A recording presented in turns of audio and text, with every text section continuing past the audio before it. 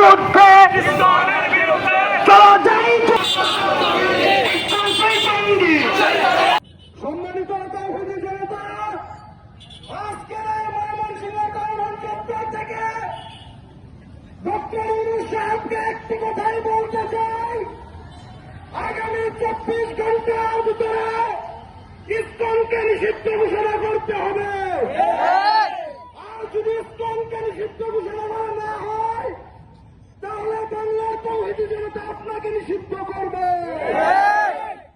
আপনাদেরকে যে কোনো সময় ইমানের লড়াইয়ে আবারও হাসপাতাল দেখতে হবে।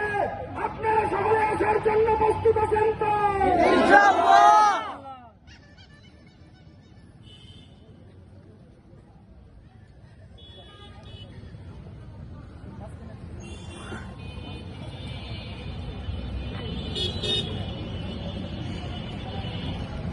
সম্মানিত উপস্থিতি, আল্লাহ তাআলার অশেষ মেহেরবানি, আল্লাহ তাআলা ছাত্র সমাজকে তাদের পরীক্ষা এবং বিভিন্ন প্রকাশকেও তাদের ছুটির একটা সময়কে কুরবানি করে ইমানি দায়িত্ব পালনে ইসকনকে নিষিদ্ধ দাবি এবং দর্শকদের সর্বোচ্চ শাস্তি ফাঁসির রায়ের দাবিতে আজকে এখানে একত্রিত হয়েছে।